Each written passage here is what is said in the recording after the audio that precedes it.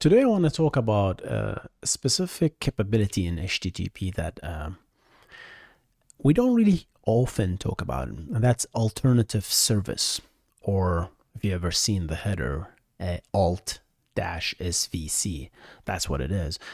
And I want to talk about its relation to client-side load balancing and specifically its main use currently, I suppose, and that is switching from HTTP2 or HTTP1 to HTTP3. This header becomes very critical. We're going to talk about that. It's not really just a header anymore. It's literally everywhere. Right? It's an HTTP2 frame.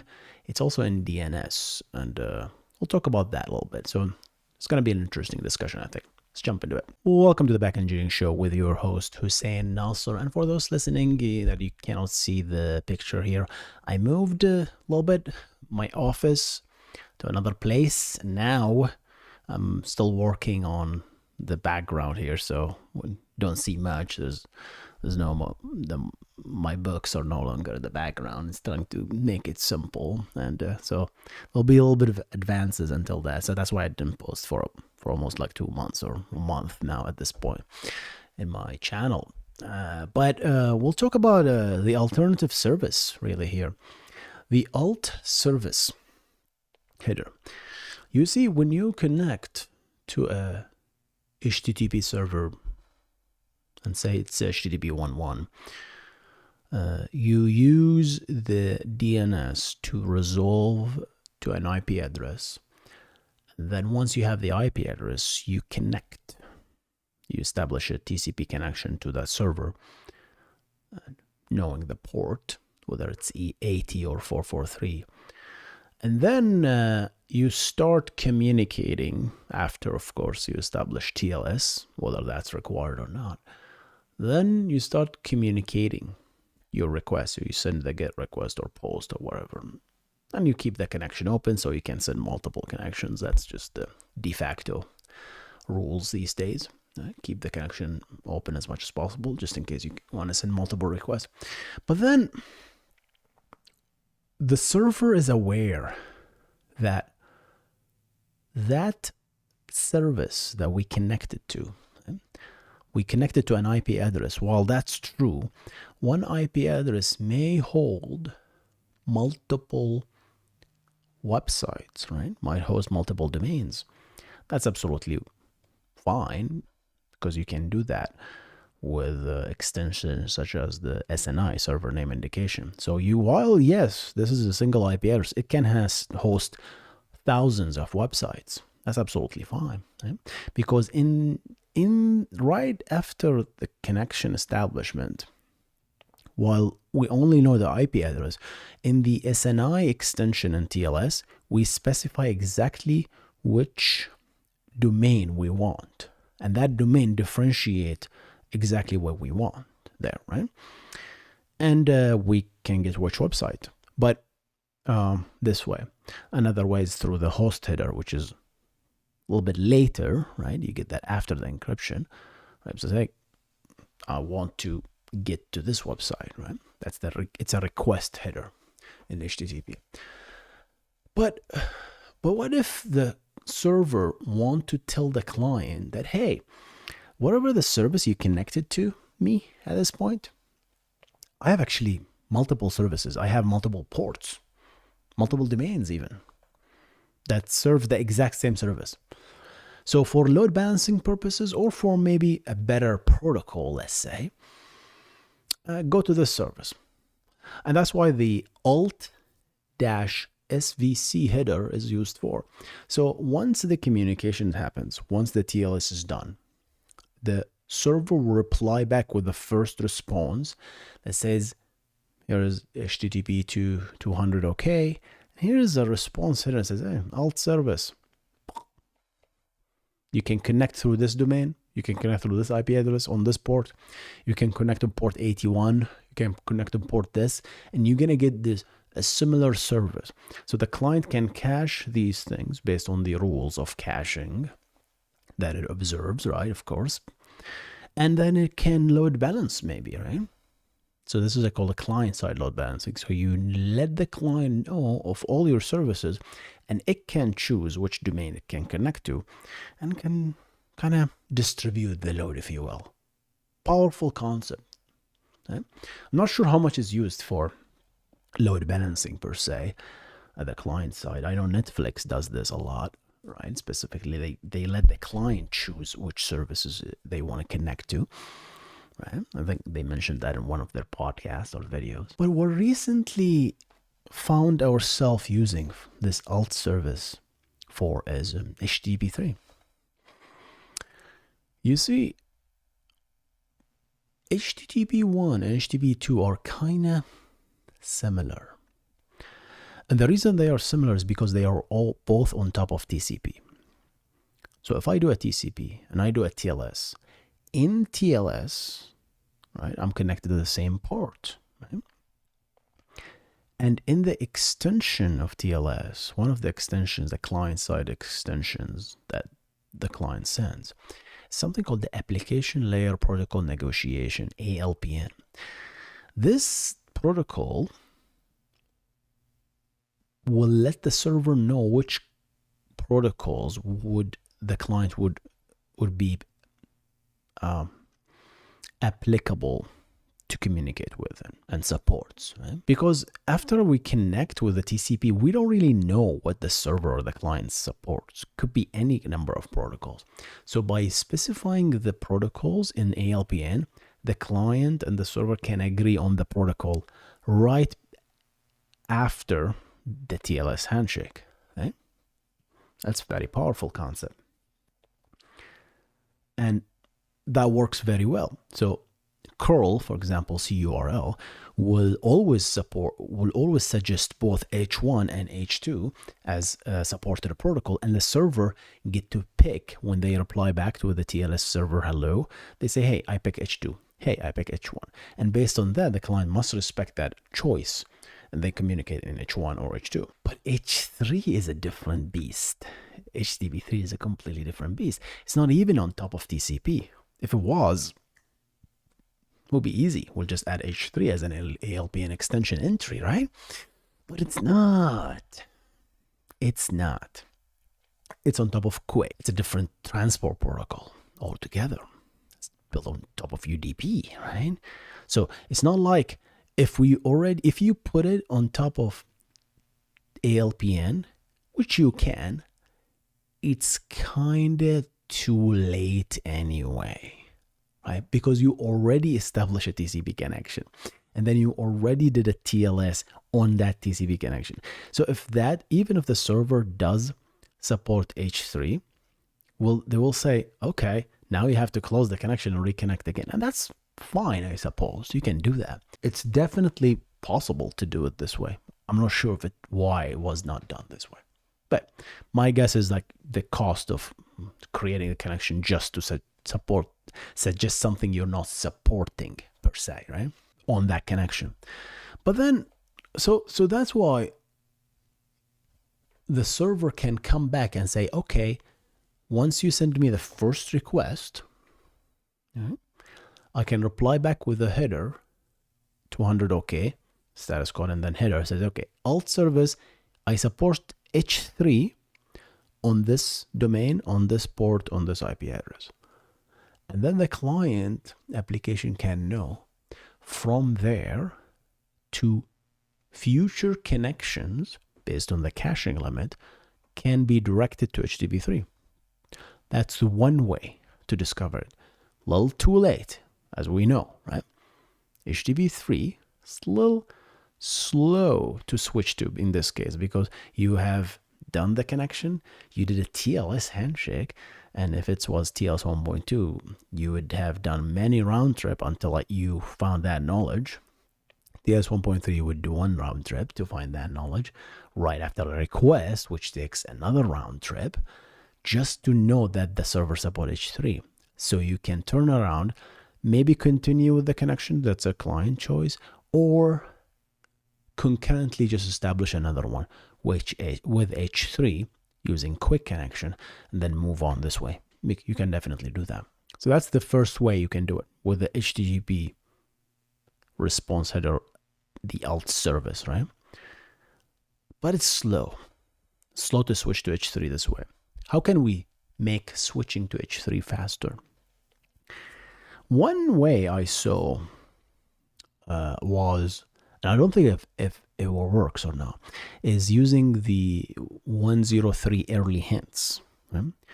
You see, 103 is a new response code that's, well, it's been proposed a long time ago, but it was very recently, last year, I think, supported by Chrome and others.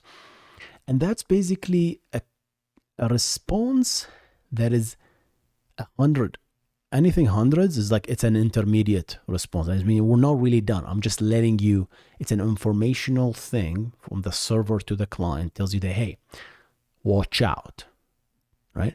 And this watch out is done on a request. So you'll send a request, but the server will not really process the request, right? It will not go and process the request and takes the whole time to process the request. It will not think that much because the cost of processing a request is high, right? Especially if you have like server-side rendering, you'll have to generate the HTML, have to do all this magic stuff, and then write it. So it takes like, maybe I've seen like Reddit takes like 5 seconds to generate the first request. It's ridiculous, right? So waiting 5 seconds, up to 5 seconds to send that response is so slow.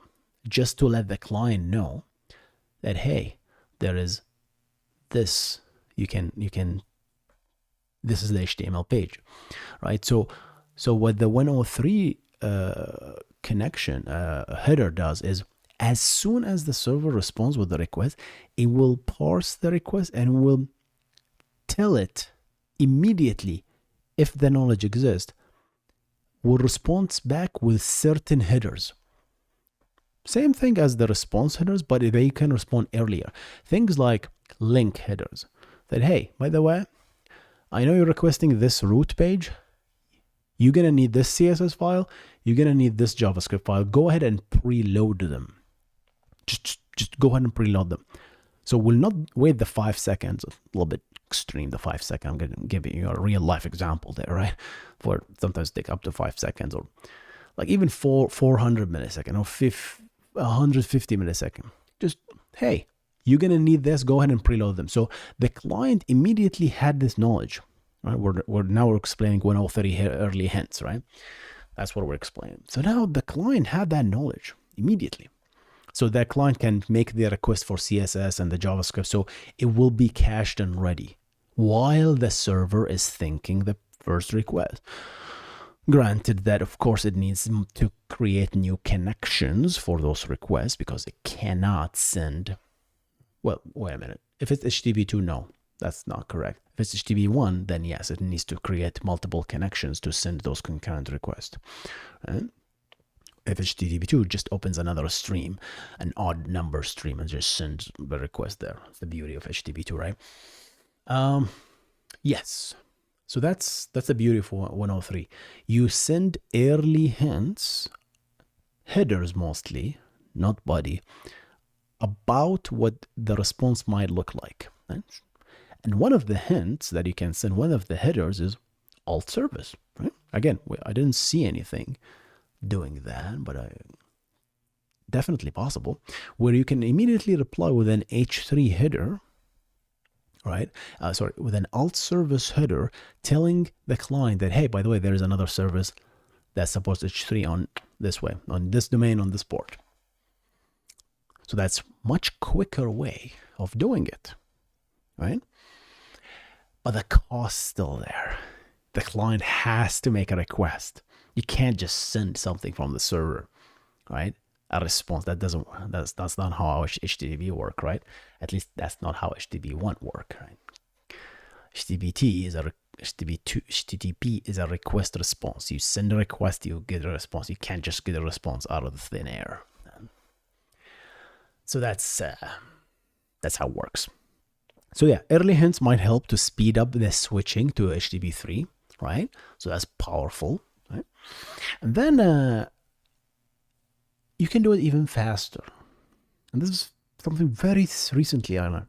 I follow a lot of people and from Cloudflare with this low-level knowledge, stuff. They work on RFCs and stuff. So that's why I get access to this information. And that is something called HTTP2 Alt-Svc frame.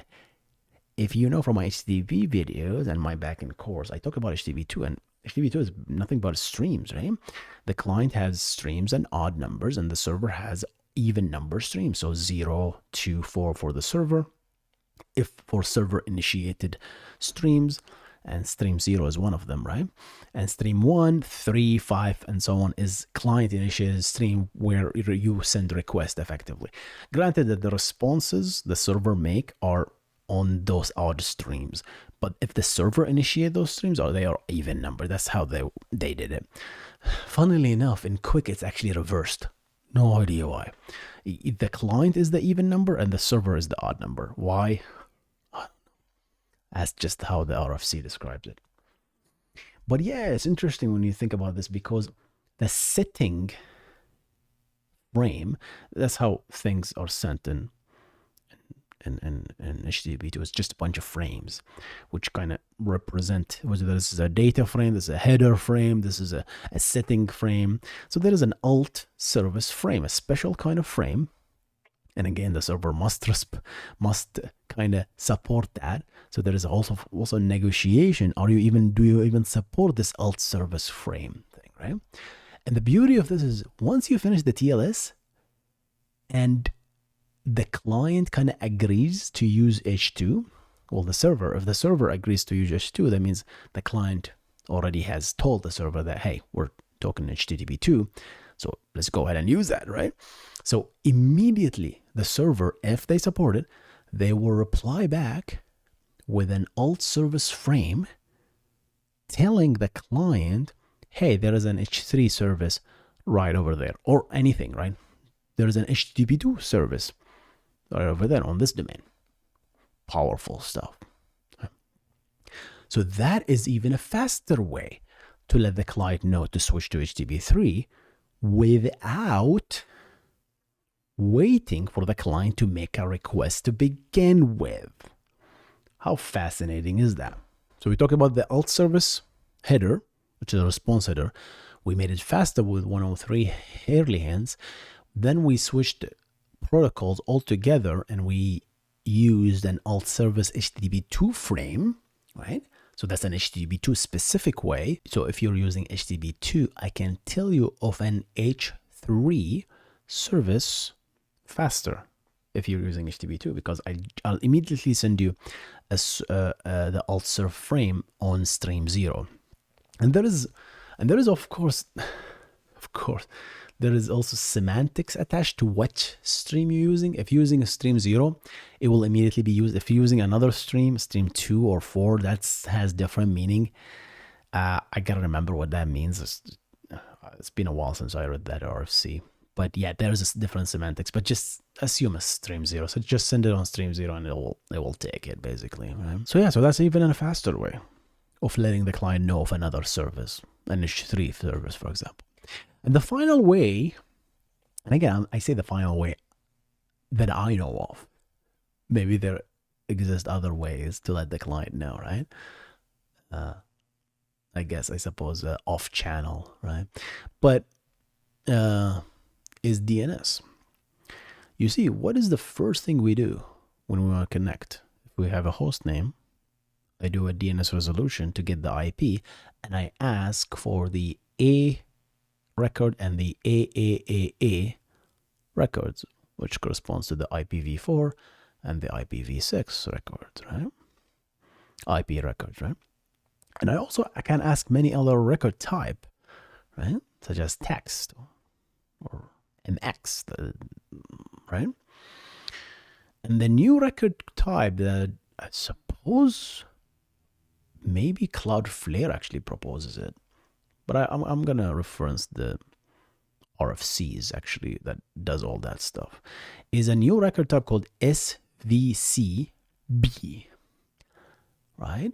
So the client, if the client knows to request this record type, not just the IP address, but the record type, SVCB, it is going to get the IP address, but it also gets the alternative service SVCB record. So right after DNS, which is the fastest way you can ever do anything, immediately the client will know that, oh, this IP address on this port actually supports QUIC, supports HTTP through. So I'm support HTTP 3. So now I won't even bother doing a TCP. I am going to do a QUIC connection and immediately do HTTP 3. That's the fastest way you can do things.